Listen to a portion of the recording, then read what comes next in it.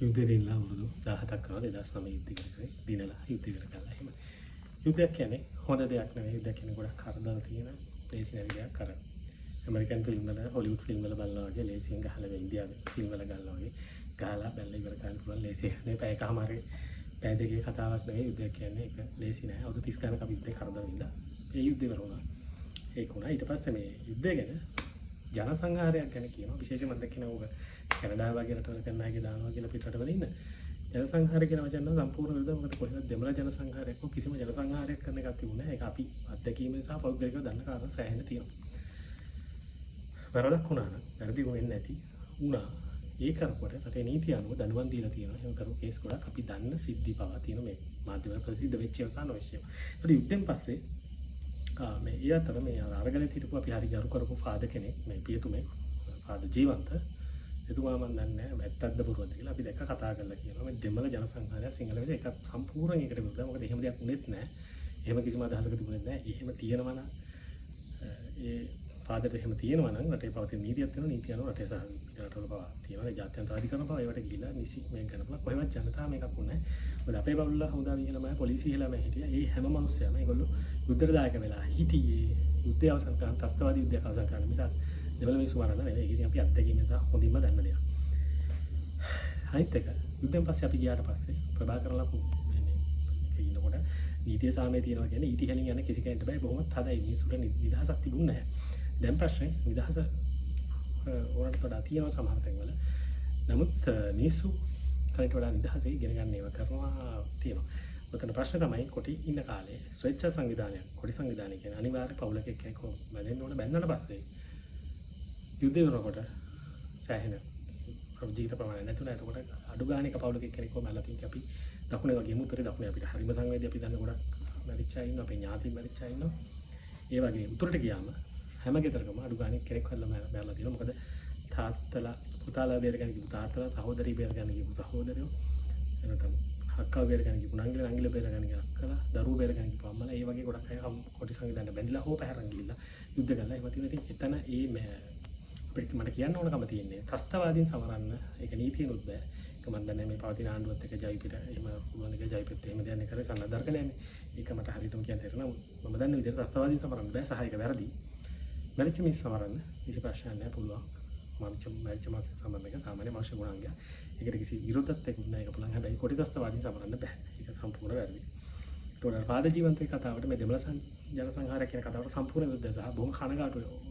එහෙම කතාවක් කිරීම ගැන බොහොම කනගාටුවක් දැනෙනවා. බොහොම අප්‍රසාදයක් සහ එලා දකින්න යුතු කතාවක් ඒ කතාව. ඒක මම හිතන්නේ කතෝලික සභාවෙන් ඒ ගැන මොකක් හරි වේදනාවක් ඉක්ුත් කරන්න ඕනේ වගේ කතාවක් අහන මොකද්ද හේතුව සහ ඒක ගැන පැහැදිලි කිරීමක් කරන්න. ඊළඟට දැන් ඇත්තටම උතුරට ගියාම පෞද්ගලික කාලේ මේ යුද්ධ පස්සේ අවුරුදු 16 යන්නේ. දැන් මම දැන් බොහොම හිතවත් වෙච්ච අපිට බොහොම උදව් කරපුවා හිතවත් වෙච්ච ගොඩක් අය ඉන්නවා උතුරට. බොහොම හිතවත් වෙච්ච අය ඉන්නවා. ඒක උතුරට ගියාම හමුදාවේ සිංහල අය ඉන්නවා. හමුදා වටියෝ මේ හමුදා සෙබළු රණවිරු වේලා හිටපු අය පවා දෙමළ අයව බලන. දෙමළ හමුදාවේ දෙමළ ගැල්ලම ඉන්නවා. ඒගොල්ලෝ සිංහල හමුදාවේ අය හෝ එහෙම නැත්නම් බඳලා හොඳට ඉන්නවා. ඒ වගේම පුනරුත්ථාපනය කරපු කොටි ත්‍ස්තවාදයේ හා සම්බන්ධ වෙලා හිටපු සමහර පැතිවල නායකයෝ පවා මට හම්බෙලා තියෙනවා. උන් ක්ෂයන කාලේ පුනරුත්ථාපනය පස්සේ ඇවිල්ලා සිවිල් ජීවිතය හොඳින් ගත කරනවා. බොහොම මහන්සියෙන් මොකද උතුරු පැතිවල ලේසි නෑ. මහන්සි වෙලා වැඩ කරන්න ඕන. උතුරු පැත්තේ උඩම් මහන්සි වෙලා ගොවිතැන්පත් කරන්න ඕන. ඒ කළා තමන්ගේ ජීවිතය තමන්ගේ පවුල රැකගෙන තමන් වටපිටාකට උදව් කරගෙන හොඳින් ඉන්න මිනිස්සු ඉන්නවා. එහෙනම් මේ කාටවත් කියන්නේ මේ ජන සංහාරක රටේ ආර්ථික ප්‍රශ්න තියෙන ඒ වගේ ප්‍රශ්න ගොඩක් තියෙනවා. දෙමළ ජනතාවට මේ කාලයක් යනකම් තාම දැන් නම් හරි අඩුයි. නමුත් කාලයක් යනකම් ඉතින් පොලිසියෙන් ගිහිල්ලා අහන ප්‍රශ්න තිබුණා. දැන් ඒවත් නෑ. ඒවා බලන්න ඕනේ. ඉතින් උතුරේ දකුණට දුක ගන්න තමයි දකුණට වඩා උතුරේ මිනිස්සු ඒක වින්දා. මොකද තමන්ගේ ගේ පවා නැති වෙන්නේ, ගෙවල් පවා නැති වුණානේ දරුවන්ට අමතරව. ඒක හරි. නමුත් ඇත්තට මේ මිනිස්සු හොඳින් ඉන්නවා. මොකද අරගලේ කාලේ මට ඒක පාර ගිහිලා ඒගොල්ලෝ අරගලේ ගැන වචනයක්වත් කතා කරේ නැහැ. මොකද ඒක වෙන්න ඇති කියලා මට හිතෙනවා. යම් කාලයකට කලින් අපි කතා කරනකොට ඒගොල්ලෝ කොටි ලේබල් එක ගහලා තිබුණා හින්දා කියලා මම හිතුවා. අනිත් හැම දෙයක්ම උදව් කරනවා. පදිස්සියකට යාපරට ගියාම ඒ දවස් අරගෙන දවසකට ගියා. මට මතකයි හාල් එහෙම මිල අඩුයි. කොළඹ වලට වඩා ගොඩක් අඩුයි. පොල් ගෙඩියක් ගොඩක් අඩු මිලකට තිබුණේ. කොහමද කතා කරනකොට ඒගොල්ලෝ කියනවා. ඒගොල්ලෝ අරගලේ ගැන කතා කරනවා. මුතෙන් හැම දෙයක්ම උදව් කරනවා. ඉතින් මට හිතුණා අපි කාලෙත් ඉතින් මේ මිනිස්සුන්ට කොටි ලේබල් එක ගහලා කියන්නේ ඒකද නැහැ මේ අවුල කියලා. ඊළඟට ඉතින් ඒ දෙයියනේ කියලා මේ ප්‍රශ්න විසඳගෙන යනවා. ඒ පැත්තට වතුර නැති ප්‍රශ්නයක් තරමක් තියෙනවා. උතුරු පැත්තට පුළුවන් නම් වඩා හොඳයි. මොනවා හරි කර්මාන්තශාලා දාලා තව රැකියාව අවස්ථා දෙන IT පැත්තේ යනවා. ඒවා තියෙනවා. ඉතින් රට යන ඒවා තියෙනවා. ඒ වගේ ගොඩක් තියෙනවා. කොහමද අද කතාවේදී ජනාධිපතිතුමා රණවිරු සඳහන් කරා කියලා පොලිසිය ඉහළම නිලයක් දරපු අපේ ඥාතියෙක් මට කතා කරලා කිව්වා. අපේ ලොකු තාත්තා කෙනෙක්. ඉතින් මට හරි සතුටුයි රණවිරු කියන කතා කරනවා. මොකද රණවිරු කියන කෙනෙක්ට යුද්ධෙට කියපු කෙනෙක්ට ඔහු මේජර් ජෙනරල් ලුතනන්ට් ජෙනරල් හෝ ජෙනරල් රීල් මාර්ෂල් නිලයේ හෝ වේවා ප්ලාන්ස් කෝප්‍රල් හෝ නිලයේ හෝ වේවා උට සෙබලා කිව්වට ඔහු ගණන් ගන්න නැහැ. මම හිතන්නේ ෆීල්ඩ් මාර්ෂල් සරත් ෆොන්සේකට ඔබ රට වෙනුවෙන් දෙයක් කරපු හරි ඔකේම කිව්වද ඔබ සෙබලා කිව්වට උන් ඒක ලොකු ප්‍රශ්නයක් කරගන්න නැහැ. හැබැයි එහෙම නොවන දේශපාලනයව තියෙන එක රණවිරුවා සහ සෙබලා කියන වචනය අතර ලොකු ප්‍රශ්නයක් හදාගෙන තියෙනවා. මේ කතාවේදී ජනාධිපතිතුමා කිව්වලු රණවිරුවා කියන වචනේ ඉතින් බොහොම සතුටුයි. ඒකට ඒ ප්‍රශ්නේ මම හිතන්නේ දැන් අනවශ්‍ය විදිහට ඒක ගාව ගන්න හම්බෙන එකක් නැහැ.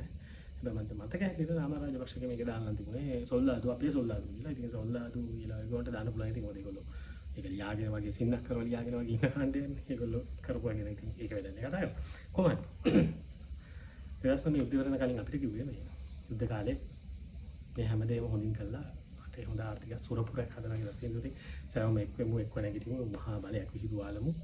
අපේ රටේ හෙට එකම සුරපුරයක් දැන් මේ අවුරුදු 17කට පස්සේ සුරපුරයක් නම් වෙලා නැහැ. ඒගොල්ලෝ දේශපාලනය කරපුවා හොරන් ගල්ලා ඊට පස්සේ අපි රට බංකොලොත්තුත් වෙලා දැන් පොඩ්ඩක් උඩ නැගලා ආයි දැන් මේ ලෝක යුද්ධත් එක ප්‍රශ්න කියන්නේ. ඒක හදන්න ඕන මේ වෙලාවේ මූලිකව මේ තියෙන ප්‍රශ්න ටික හදන්න වැඩ කරන්න ඕන.